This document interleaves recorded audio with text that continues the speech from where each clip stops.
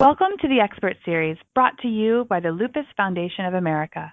Our topic today is lupus and heart health. Heart attacks and cardiovascular disease are now the leading causes of death in people with lupus. Many factors contribute to cardiovascular disease, and lifestyle choices can improve one's heart health.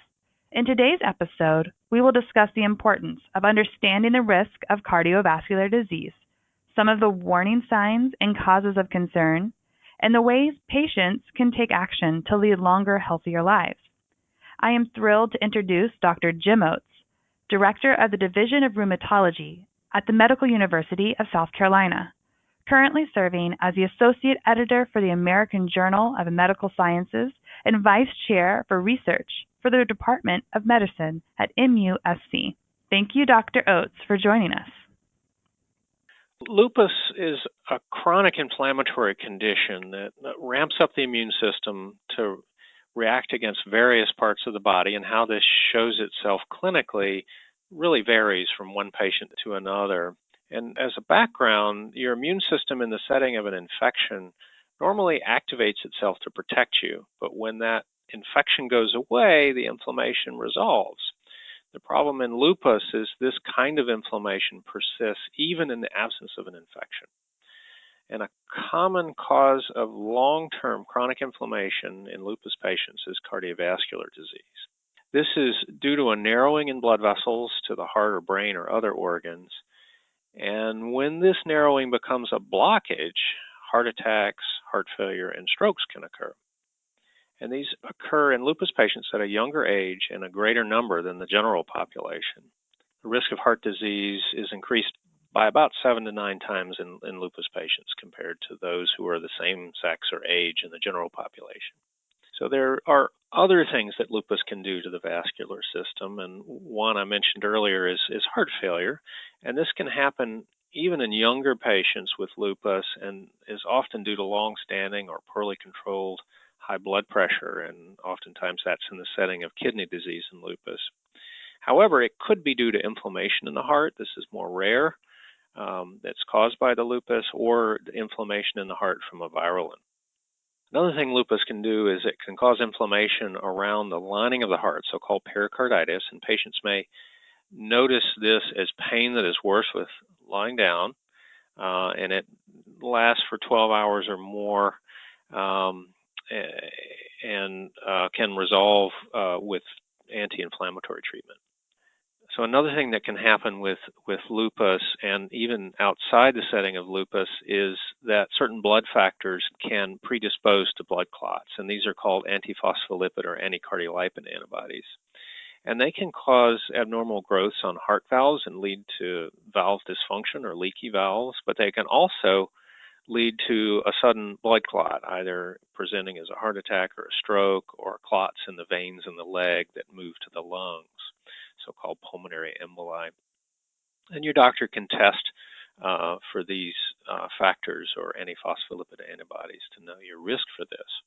Heart disease in lupus patients is thought to be due to chronic inflammation that is not well controlled. Therefore, it's important to treat disease activity with long-acting, steroid-sparing medications that control the disease. Taking medicines that reduce the chance of flares, such as hydroxychloroquine or Plaquenil, are associated with less heart disease.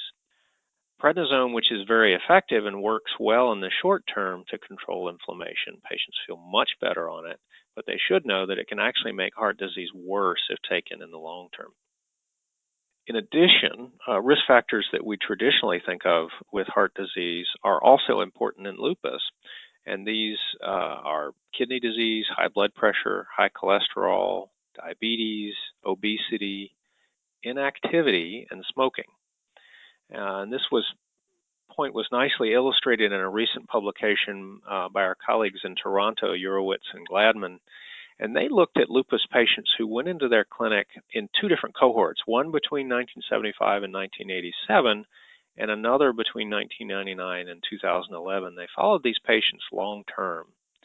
And the patients who were in the more recent cohort actually had a 60% lower incidence of heart attacks, angina, strokes, transient ischemic attacks, or heart failure.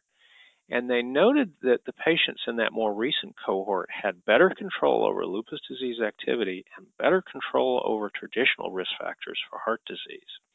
So this really gives us hope that the risk of heart disease in lupus patients can be reduced if we control disease more rigorously, reduce the use of prednisone, and have better control over risk factors that are the traditional risk factors we think of in lupus.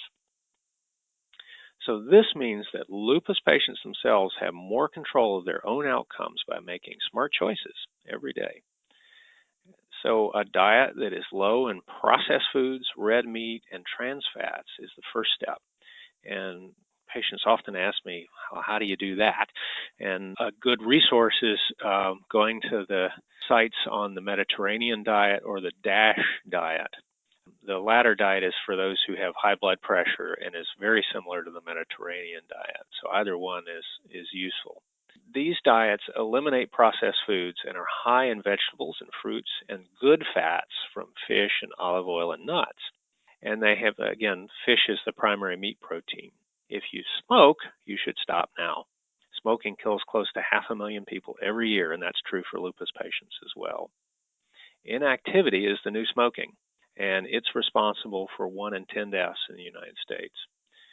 Therefore, patients should engage in 150 minutes across a week of moderate exercise, and that's the kind of exercise where you increase your heart rate and your breathing when you're exercising, but you can sustain the exercise, so it's not like high intensity where you have to take a break because you're short of breath. But even 10 minutes a day makes a difference. Some good examples of this are walking or taking the stairs rather than driving or taking an elevator, and those are good examples of ways to fit exercise into a busy day. If you have arthritis and this limits your ability to do these kinds of activities, the National Research Center on Lupus is a good resource for how to accomplish this. If your knees are a problem or your hips or your ankles, getting in a pool and swimming or walking is a wonderful way to get exercise while taking the weight off of those painful joints. And chair exercises are also possible. So work with your primary care provider to make sure your weight, your blood pressure, your blood sugar, and your cholesterol are at safe levels. Work with your rheumatologist to control your lupus activity and minimize the use of prednisone. I'd like to move into signs and symptoms of heart disease themselves when they present acutely. And while we want to prevent cardiovascular disease, it really pays to know the warning signs of an acute event. Most patients with lupus are women, and heart disease does not always present in the classic fashion, but these are signs and symptoms to look out for. Symptoms of angina or heart attack might be pressure in the chest or tightness. Some people describe it as like having an elephant on your chest.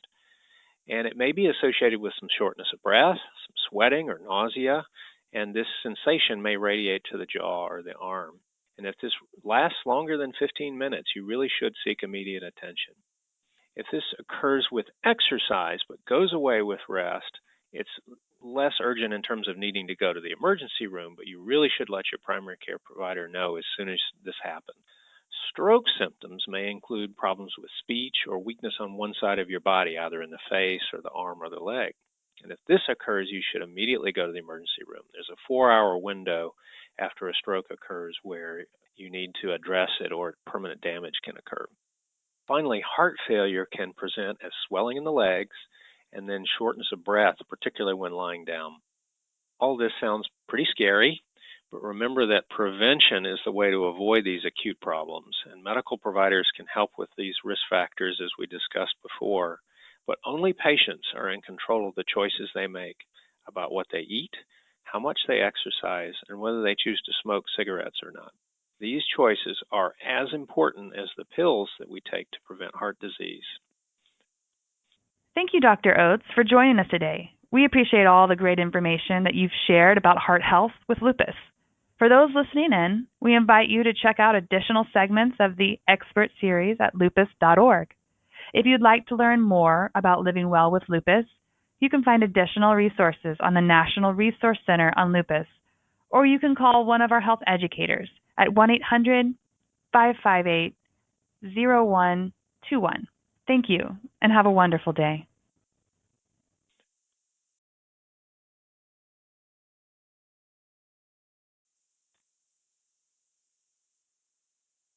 Welcome to the Expert Series, brought to you by the Lupus Foundation of America. Our topic